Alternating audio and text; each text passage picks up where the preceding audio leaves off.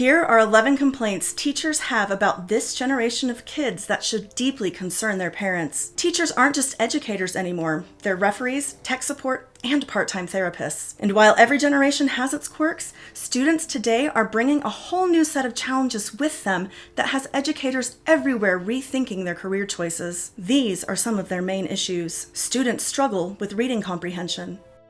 It turns out scanning TikTok captions doesn't count as reading comprehension. Nearly 2/3 of 4th graders can't read with proficiency, so that means elementary classrooms are falling short on meeting reading comprehension goals. Older students are struggling in the classroom as well, and between AI shortcuts and a lack of focus, some students are reading less and relying on technology more. Reading comprehension skills aren't nearly where they need to be, and this has left teachers waving the white flag. Technology has greatly affected student attention spans.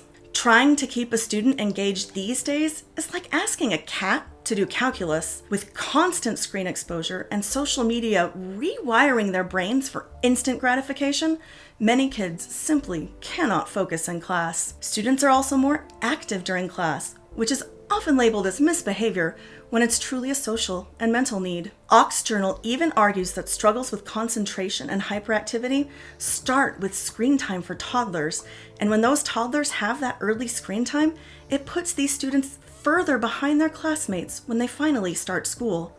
They don't put in effort to succeed. Teachers are over here serving up knowledge day in and day out, but a lot of kids just aren't interested. At all. A toxic cocktail of frustration, inability to concentrate, social isolation, mental health struggles, and loneliness is pulverizing student work ethic. There's just no motivation for many students, and it should give their parents pause. They lack curiosity.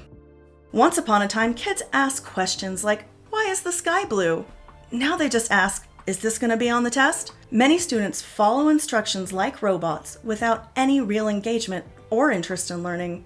They just do what the teachers tell them to do in boring classes like math and science. There's so much information coming at students from all directions, especially from technology and social media, that students aren't really stimulated in a traditional classroom where they have to sit and listen. But curiosity for lifelong learning starts in classrooms, and if they aren't getting excited about learning at school, it may impact their future success.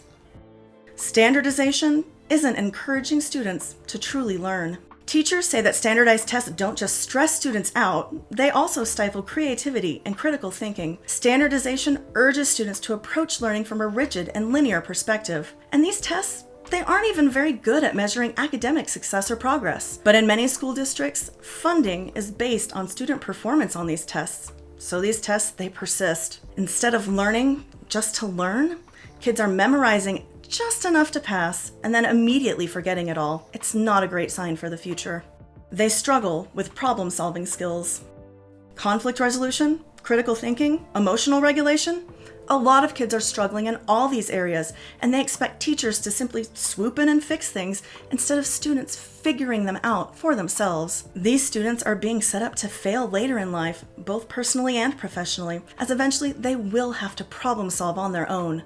Chronic absenteeism is affecting students' educational success. Chronic absenteeism is way up, with kids missing school for everything from mental health struggles to financial insecurity to a lack of transportation to just not feeling like going. Kids are skipping school like it's their job. Nearly a quarter of students were chronically absent from school during the 2022 to 2023 school year, missing nearly 10% of their classes. That's 1 in 4 students missing nearly a tenth of all their classes. And surprise, missing class isn't great for academic success. It also limits the social benefits like community and belonging that students get when they attend school.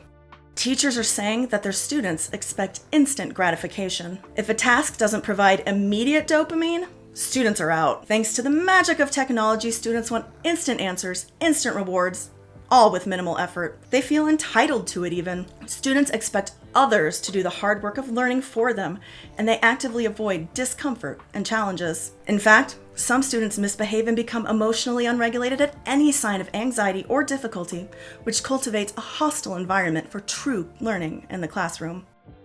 Instability at home.